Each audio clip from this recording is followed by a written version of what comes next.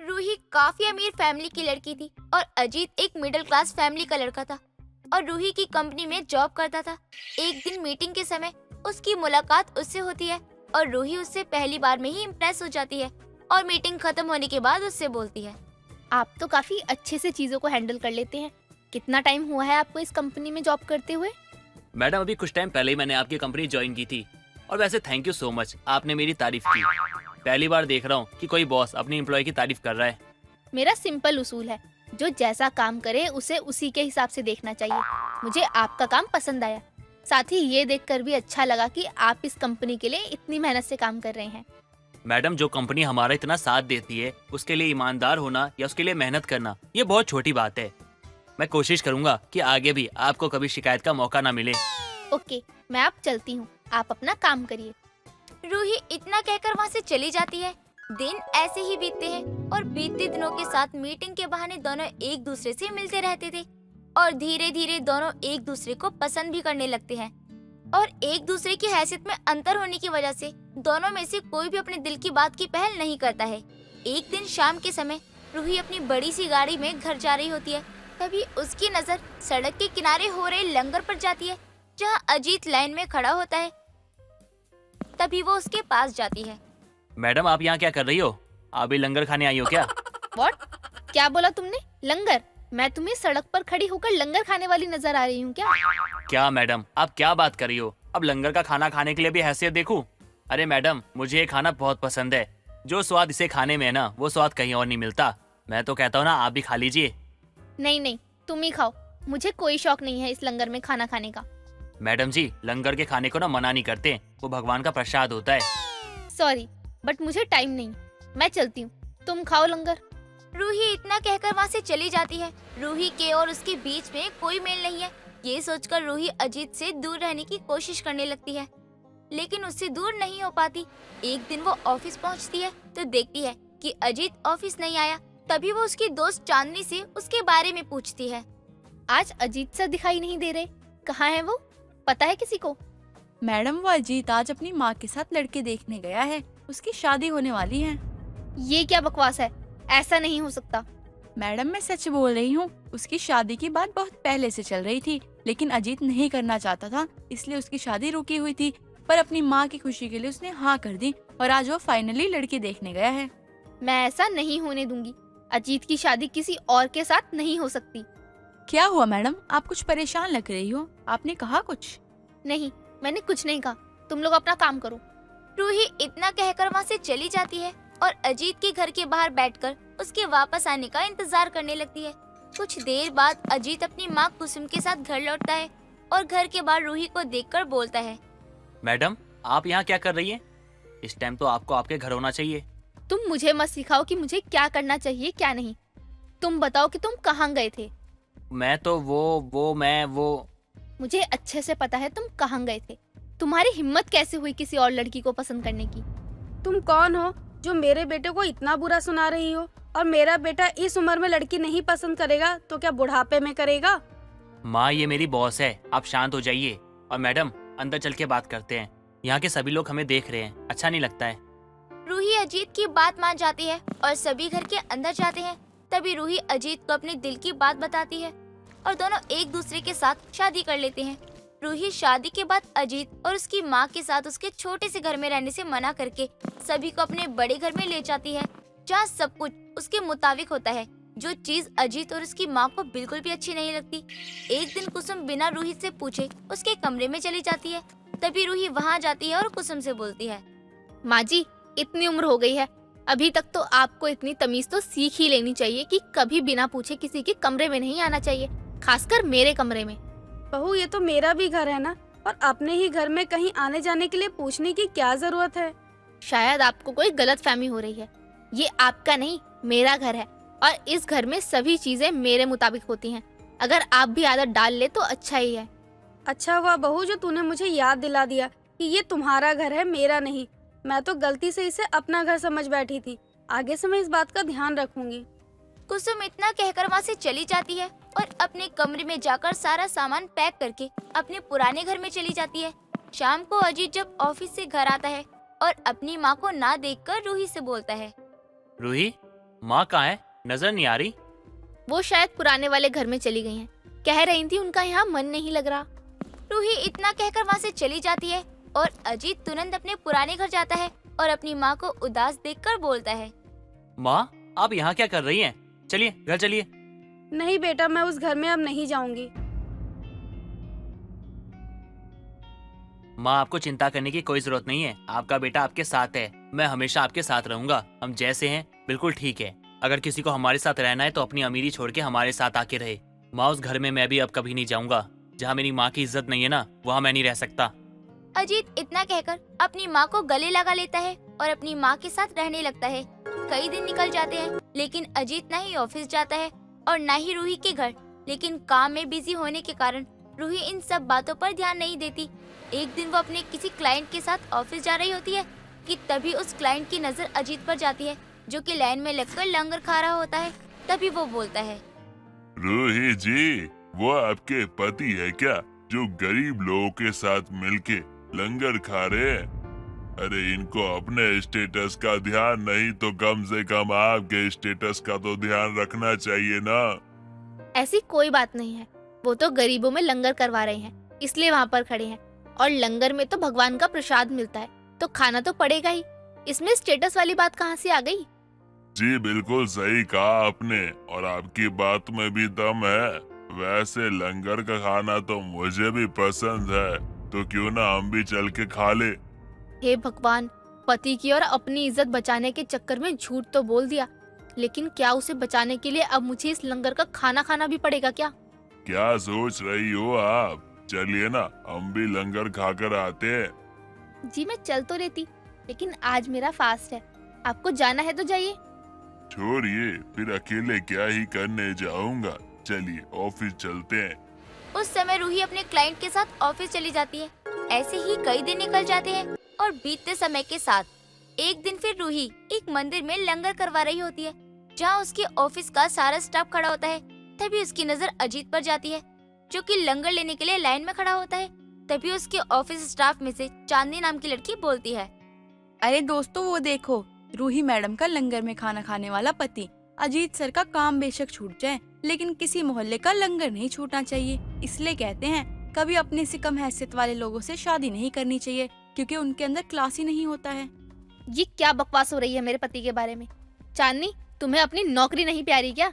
अपना मुंह बंद रखो बस। आपका दिमाग घास चढ़ने गया है क्या? जब देखो लंगर का खाना खाने को तैयार रहते हो। इस शहर का कोई भी लंगर बचा है आपसे? नहीं मैडम, नहीं बचता है, सब निपटा देता हूँ। और वैसे भी मैं अपने घर में रहता हूँ तो खुद का मालिक हूँ। मेरे मन में जो आए मैं वो करता हूँ। किसी को बोलने का कोई हक भी नहीं है। अजीत की बात सुनकर रूही समझ जाती है कि वो उसकी माँ के साथ किए गए बर्ताव की वजह से नाराज है। जिसके बाद वो दोनों से माफी मांगकर उन्हें अपने घर वापस ले आती है। जिसके बाद अजीत भी अपनी पत्नी की इज्जत को ध्यान में रखते हुए लंगर खाना कम कर देता है। सावन का महीना शुरू हो गया था। राजीव और मोहित कॉलेज से लौट रहे थे। तभी अचानक आसमान में काले बादल घिर आते हैं और हल्की हल्की बारिश शुरू होती है। दोनों घर की ओर बढ़ ही रहे थे कि तभी राजीव के घर के करीब आते ही अचानक बारिश तेज हो जाती है। तो मोहन भी बारिश से बचने के लिए उसके घर के दरवाजे पर खड़ा हो जाता है। उफ, ये बारिश भी मुसीबत ही बन जाती है। अरे अब बारिश को तू रोक थोड़ी सकता है। चल आजा, घर में बैठ, बारिश बहुत तेज है। भीग कर घर गया तो बीमार पड़ जाएगा। इसलिए तो नहीं भीग रहा, क्योंकि बीमार पड़ा तो डॉक्टर को देने के लिए फालतू पैसे भी तो नहीं है मेरे पास। लेकिन बारिश में माँ अकेली घर पर होगी, और तुझे तो पता ही है ज्यादा बारिश के चलते मेरे घर में पानी भी चला जाता है। हाँ हाँ जानता हूँ, लेकिन इतनी बारिश में मैं तुझे जाने तो नहीं दे सकता। तू अंदर चल। इतना कहकर राजीव उसे अपने बड़े से घर के अंदर लेकर जाता है। उसका इतना बड़ा और आलीशान घर देखकर मोहन हैरान रह जाता है। तभी राजीव उसे सोफे पर बैठने को कहता है और सामने से राजीव की माँ दोनों के लिए ठंडा जूस लेकर आती है। तभी मोहन घर को देखते हुए कहता है, यार मैंने तेरा घर बाहर से देखा था, लेकिन सच में जितना बाहर से खूबसूरत दिखता है उतना ही अंदर से आलीशान और बड़ा भी है। ये तो कुछ नहीं बेटा, राजीव का कमरा तो और भी अच्छा है। वो क्या है ना, इसके पापा का कहना है कि जब भी 2-4 लोग घर में आए तो घर वालों से ज्यादा घर को देखना चाहिए, इसलिए पूरे घर में अच्छे से पीओपी करवाई है हमने। माँ आप भी क्या बातें बताने लग गई। जाइए कुछ खाने को ले आइए मोहन के लिए। मोहन चल मेरे कमरे में बैठते हैं। तभी राजीव उसे अपने कमरे में ले जाता है, जो कि बहुत बड़ा था, जहाँ उसका अटैच बाथरूम और कमरे से लगी बालकनी भी थी। तभी राजीव कहता है, ऐसे क्या देख रहा है, बैठ जा भाई। सच कह रही थी आंटी, तेरा ये कमरा तो बहुत ही अच्छा है यार, और तेरा ये कमरा तो मेरे पूरे घर जितना बड़ा है। कमरे को देखते हुए उसकी नजर बालकनी की ओर जाती है, जहाँ से वो बाहर देखता है कि बारिश धीमी धीमी हो रही है। तभी वो राजीव से कहकर अपने घर जाने के लिए कमरे से निकल जाता है, लेकिन घर बड़ा होने की वजह से वो हॉल में ना जाकर दूसरे कमरे में घुस जाता है। तभी वो राजीव को आवाज लगाता है, तो राजीव वहाँ आकर उसे दरवाजे तक छोड़ने आता है और मोहन कहता है, सच में अमीरों के घर किसी भूल भुलैया से कम नहीं है। अब जा भी, तेरी माँ इंतजार कर रही होंगी तेरा। हाँ चलता हूँ दोस्त, कल मिलेंगे।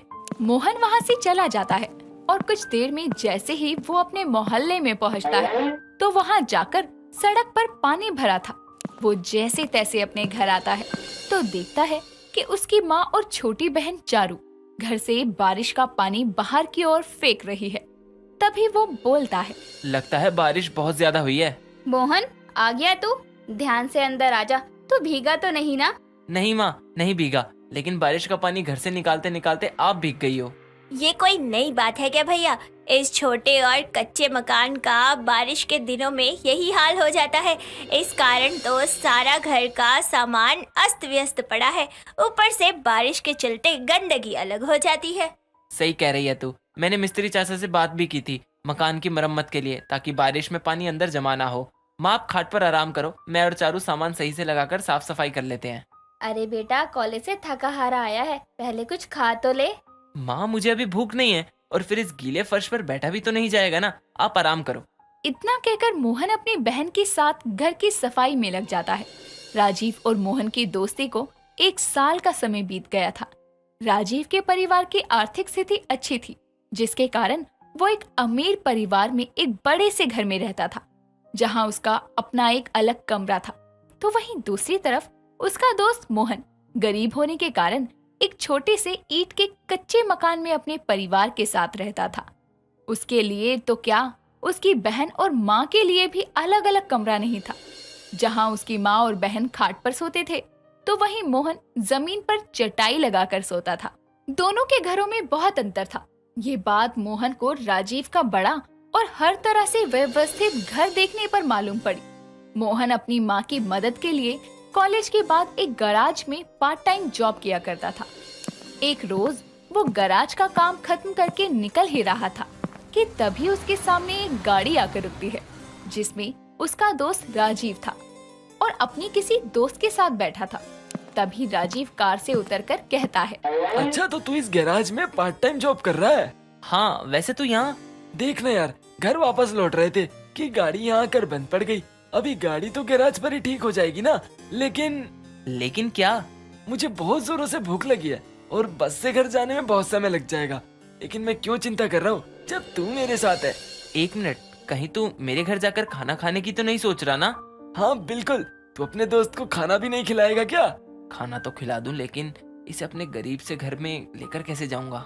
अरे किस सोच में पड़ गया, चल अब। मोहन राजीव को घर न ले जाने के लिए बहुत बहाने बनाता है, लेकिन राजीव उसकी एक नहीं सुनता, जिसके बाद उसे राजीव को अपने घर ले जाना पड़ता है।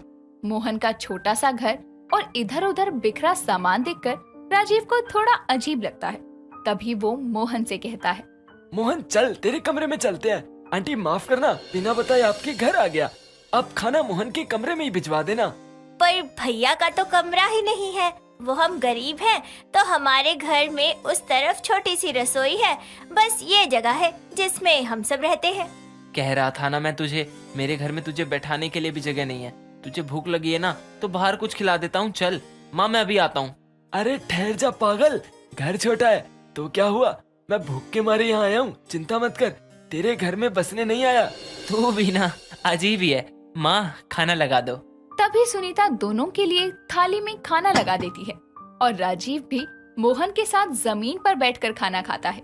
साथ ही उस खाने की बहुत तारीफ करता है, जिसके कुछ देर बाद राजीव अपने घर के लिए निकल जाता है। समय बीतता है।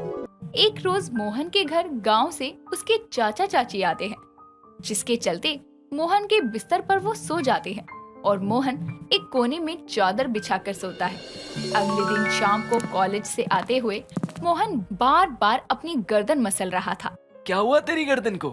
क्या बताऊं यार, घर में मेहमान आए हुए हैं तो उनके चक्कर में कोने में सोना पड़ता है। उसकी वजह से गर्दन ऐंठ सी गई है। मेहमान आने से ना यही दिक्कत हो जाती है। नहीं, मेरे साथ ऐसा नहीं होता। घर में इतने कमरे हैं कि मेहमान कब आकर 2-4 हफ्ते रहकर चले जाते हैं, मुझे पता ही नहीं चलता। तेरा घर इतना बड़ा है तो दिक्कत नहीं होती, लेकिन मेरे छोटे से घर में तो एक मेहमान भी आ जाए तो वो कब जाएगा यही सोचते रहते हैं हम। बातें करते करते दोनों मोहन के घर पहुंच जाते हैं, जहां उसके चाचा किसी पड़ोसी से बातें कर रहे थे। तभी दरवाजे पर खड़ी अपनी माँ से मोहन कहता है, माँ, चाचा तो आज वापस जाने वाले थे ना, फिर अभी तक ही यहाँ क्यों हैं? बेटा, मेहमान है वो, अब घर से भगा तो नहीं सकते ना, चले जाएंगे तो इतना गुस्सा मत हो। माँ, बात गुस्से की नहीं है। इतने छोटे से घर में हमारे रहने के लिए जगह नहीं बन पाती, ऐसे में चाचा चाची को भी सोचना चाहिए ना। मोहन, शांत हो जा यार, कोई सुन लेगा। तू चुप रहे यार, तेरे जैसे 5-6 कमरे नहीं है मेरे घर में। हो गया तेरा। मोहन, अमीर गरीब का घर कुछ नहीं होता। घर वही होता है जहाँ लोग साथ रहते हैं, मिलकर दुख सुख बांटते हैं। उतने बड़े घर, बड़े कमरे में मैं अकेला ही महसूस करता हूँ, क्योंकि मेरा पूरा परिवार मेरे साथ नहीं है। लेकिन इस छोटे से अपने घर में तू अपने पूरे परिवार के साथ रहता है, जो तुझे अकेला महसूस नहीं होने देते। ये बात किसी बड़े घर के होने से क्या कम सुकून देती है? राजीव की बातें सुनकर मोहन अपने गुस्से को शांत करता है और राजीव से अपने गुस्से में कही बात के लिए माफी मांगता है। तभी राजीव मोहन को गले से लगा लेता है। उदयपुर गांव में रानी अपने पति चंदन के साथ रहा करती थी। चंदन एक मजदूर था और वो इतना कमा लेता था कि अपने घर को 2 वक्त की रोटी का बंदोबस्त कर सकता था। एक रोज चंदन की तबीयत बहुत खराब होती है और वो काम पर नहीं जा पाता। रानी, जरा बाहर देख कर आओ, कोई आया है क्या? मुझे लग रहा है कोई आवाजें लगा रहा है। कौन था रानी? और तुम इतनी परेशान क्यों नजर आ रही हो? कहीं कर्जदार तो नहीं आए थे? नहीं, अभी तक तो वो नहीं आया, लेकिन जल्दी वो भी अपने पैसे लेने आ ही जाएगा। लेकिन अभी तो आपका सेठ आया था, आपको ढूंढ कर गया। कह रहा था कि अगर आज आप काम पर नहीं गए ना तो आपको कल से काम पर नहीं जाना है। तुमने उन्हें मेरी तबीयत के बारे में बताया नहीं क्या? तुम्हें उन्हें बताना चाहिए था, कहना चाहिए था मैं बीमार हूँ। मैं तो आज ठीक से उठ भी नहीं सकता, ना ही चल सकता हूँ, तो काम पे कैसे जा सकता था? वो तो मुझे पता है कि आज आप काम पर नहीं जा सकते, लेकिन उस सेठ ने आपको ये भी कहा है कि अब कल से काम पर आने की कोई जरूरत नहीं है। क्या सेठ जी ने ऐसा कहा? अब मैं क्या कर सकता हूँ? सच में मेरी तबीयत खराब है। जान है तो जहान है, कोई बात नहीं, आप दवा खाकर आराम कीजिए। ये दवा बहुत कड़वी है, इसे पीकर तो ऐसा लगता है जैसे कि मैं उल्टी ही कर दूं। कुछ मीठा है तो दे दो खाने को। जी अभी रुकिए, मैं आपके लिए कुछ मीठा लेकर आती हूँ। अब रानी रसोई में जाती है और अपने पति के लिए एक सोन पापड़ी कटोरी में लेकर आती है और अपने पति को देती है। अरे रानी, ये सोन पापड़ी तुम कहाँ से लाई? बड़ी अच्छी है, खाकर मजा आ गया। ये किसी ने नहीं दी, बल्कि मैंने खुद से बनाई है। मैंने सोन पापड़ी की तारीफ क्या कर दी? तुम्हें तो बस मौका ही चाहिए होता है ना तारीफ का। मुझे क्या पड़ी है तारीफों की, ये मैंने ही बनाई है। आपको विश्वास करना है करो, वरना आपको तो वैसे भी मैं किसी काम की लगती ही नहीं हूँ। अगर तुम इतना अच्छा और टेस्टी सोन पापड़ी बना लेती हो तो तुम इन्हें बनाकर बेचती क्यों नहीं? जो एक बार खाएगा वो बार बार तुम्हारी सोन पापड़ी खाने आएगा।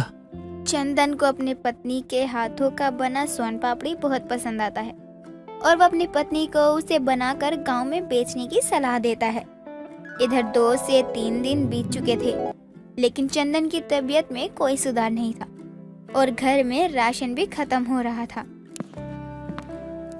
जी मैं क्या कह रही थी, आपकी तबीयत में मुझे कोई सुधार नहीं लग रहा। क्या मैं बाहर जाकर सोन पापड़ी बेचूं?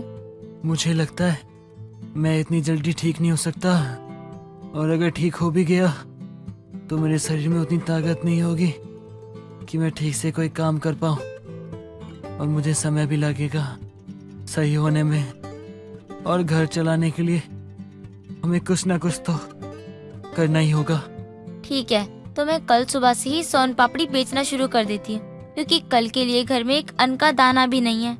अब देर रात तक रानी सोन पापड़ी बनाकर तैयार करती है ताकि वो कल उन्हें बेच सके। अब अगली सुबह घर का काम करने के बाद ही रानी एक टोकरी में सोन पापड़ी लिए निकल पड़ती है। अरे रानी, कहाँ जा रही है? और ये सर पे टोकरी में क्या है? और इसे कहाँ ले जा रही है? कुछ नहीं, बस मैं थोड़ी सी सोन पापड़ी लेकर बेचने जा रही थी। और आप तो जानती है ना दीदी, उनकी तबीयत काफी समय से खराब चल रही है। अरे हाँ, चंदन की तबीयत तो काफी समय से खराब है। तो तू अब क्या कमाने निकली है? हाँ दीदी, अभी चलती हूँ, देखूं लोगों को मेरी सोन पापड़ी पसंद भी आएगी या नहीं। अब रानी सर पर टोकरी लिए गांव में घूम घूम कर सोन पापड़ी बेचने के लिए आवाजें लगाने लगती है। सोन पापड़ी, मीठी मीठी सोन पापड़ी ले लो। अरे बहन, सोन पापड़ी कैसे दे रही हो? 5 रुपए का एक पीस है, देखिए एकदम ताजे और मीठे हैं। पहले मैं चख कर देखूंगी। अरे चखने के लिए आप एक पूरा सोन पापड़ी खाएंगी क्या? अरे ठीक ही है बहन जी, लेकिन ज्यादा मीठा खा भी तो नहीं सकते हैं ना। आपने तो पहले ही एक सोन पापड़ी खा ली है, अब आप खरीद कर भी क्या करोगी? इसमें तो आपने मेरा नुकसान ही कर दिया ना। पूरे दिन रानी के घूमने के बाद भी सोन पापड़ी नहीं बिकती है और फिर देर शाम रानी को उसके घर के बाहर ही रज्जो मिल जाती है। अरे रानी, कैसा रहा आज का दिन? कितनी कमाई कर ली? देखो ना, एक भी सोन पापड़ी नहीं बिकी है, ऊपर से लोग चखने के लिए कई सारी सोन पापड़ियाँ ऐसे ही खा गए। ये तो गलत है। लोगों को भी सोचना चाहिए ना कि तू इतनी मेहनत से सोन पापड़ी बेच रही है। वैसे मैं चक्कर देखूं क्या? अरे दीदी, ये भी कोई पूछने वाली बात है? लो ना, खाकर देखो। अब रज्जो तो सोन पापड़ी खाती ही है, साथ ही पास खेल रहे अपने बेटे को भी कई सारी सोन पापड़ी पकड़ा देती है। सबके सब लूटने पर लगे हुए हैं, किसी को ये नहीं पड़ी कि आज मेरी सोन पापड़ी बिकी भी है या नहीं। पहले लोगों ने चखने के चक्कर में सोन पापड़ी आधी कर दी, अब जो बची थी वो रज्जो दीदी उनके बेटे ने खत्म कर दी। क्या हुआ रानी, कैसा रहा आज का दिन? बस पूछिए मत, बहुत ही बेकार दिन था आज का। एक भी सोन पापड़ी नहीं बिकी। अब मैं कल ये दोबारा बेचने जाऊं या नहीं, मुझे तो कुछ भी समझ नहीं आ रहा। कल एक बार और कोशिश कर लो, एक दिन में कोई काम शुरू नहीं होता रानी। अब अगले दिन भी मन मारकर रानी सोन पापड़ी बेचने निकल पड़ती है और कुछ देर बाद गांव में घूमने के बाद वो शहर को जाने वाले जंगल के रास्ते एक पेड़ के नीचे बैठकर अपने साथ लाया हुआ खाना खाने लगती है और खाना खाने के बाद वहीं थोड़ी देर बैठ जाती है।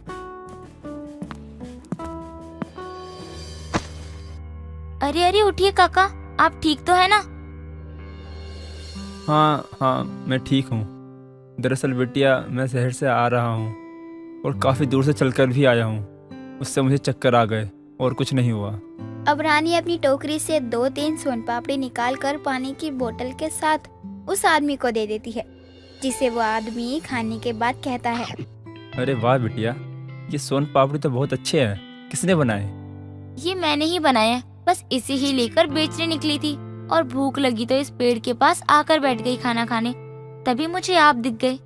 वैसे बिटिया, ये सोन पापड़ी बहुत ज़्यादा ही अच्छी बनी है। क्या तुम मेरे दुकान में काम करना पसंद करोगी? हाँ, क्यों नहीं। अगर अच्छे पैसे मिल जाए तो मैं काम कर लूंगी, क्योंकि मैं बहुत समय से काम की तलाश में हूँ। तो समझो तुम्हारी नौकरी पक्की हुई। शहर में मेरी बहुत बड़ी मिठाई की दुकान है और मैं यहाँ अपनी दुकान पर काम करने के लिए लोगों को ही ढूंढने आया था, लेकिन अभी भी मुझे एक आदमी की और ज़रूरत है। अगर तुम्हारी नज़र में कोई हो तो ज़रूर बताना। जी, मेरे पति वो कर लेंगे काम, और हम दोनों सुबह ही समय पर आपके दिए हुए पते पर पहुँच जाएंगे। ठीक है, फिर मेरा आगे जाने से क्या ही फ़ायदा। तुमने तो मेरा काम बहुत आसान कर दिया। अब मैं चलता हूँ। ये लो मेरा पता, इस पते पे आ जाना। अब रानी घर आती है तो उसे आज भी रज्जो घर के बाहर ही मिलती है, जिसे रानी खुशी से सोन पापड़ी देती है और घर जाकर चंदन को सारी बातें बताती है। आज इन्हें क्या हुआ? बिना मांगे ही सोन पापड़ी दे दी। चलो अब दे दी है तो रख ही लेती हूँ। ठीक है, हम कल से ही काम पर चलेंगे। अब रानी और चंदन अगले ही दिन से मिठाई की दुकान पर काम करने पहुंच जाते हैं और उस आदमी को भी दोनों का काम पसंद आता है। ऐसे ही अब दोनों पति पत्नी काम करने लगते हैं।